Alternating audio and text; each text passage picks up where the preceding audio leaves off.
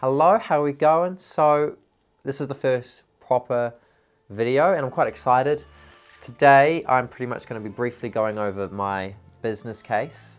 I want to talk about what Legato Creative is going to be in the long run, what it is now, how it got to this point, things that I did wrong and things that I did right.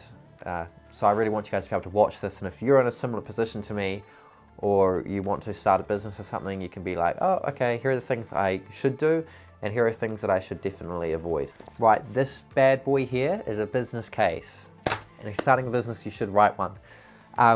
It's super tempting not to, because it's like a lot of admin, and you know, I think when you start a business, you're excited, you got all this idea in your head and you just want to execute it.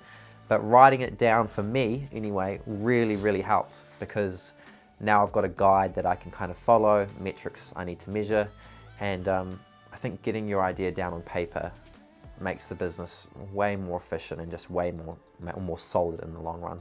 In my case, what I sort of included was personal profile, pricing and packages.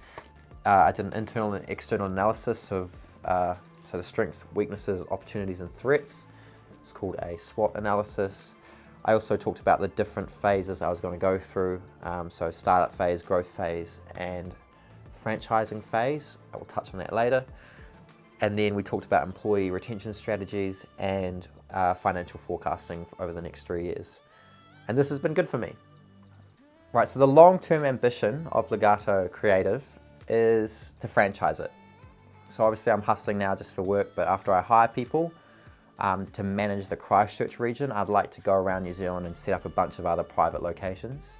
And then, you know, once you got money coming in and stuff, I would like to use that, pump it all into marketing and get the brand name recognized, and then kind of turn it into a franchise model. That would be the absolute dream. So getting to this point was actually quite difficult, because I made this very early on and that was easy, but then I had to go and buy, I forecasted myself almost $11,000 worth of equipment that I needed to buy, but it ended up being closer to 13 or 14 in the end.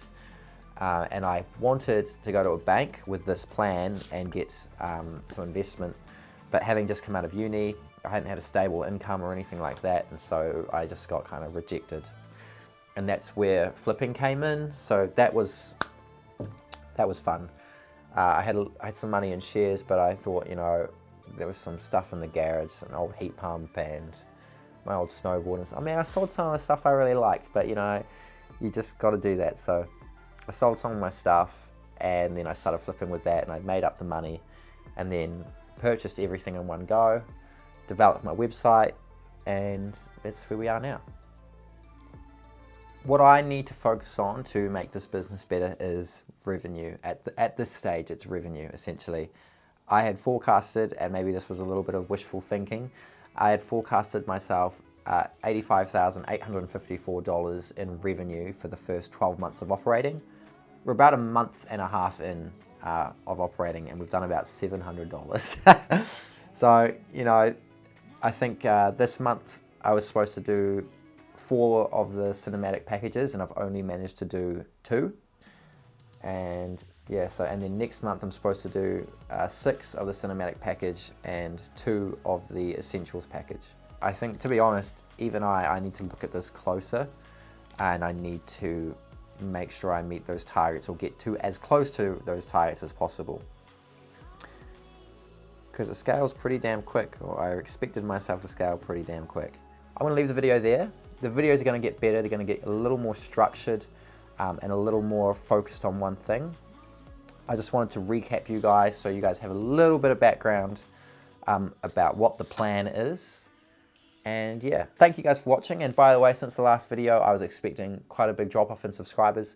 I actually got like 5 extra ones, so that's awesome. So thank you to all the new subscribers, and thank you for the people that saw the video and were like, yo, Jack, I want to hang around. So it was cool. I'll see you guys later.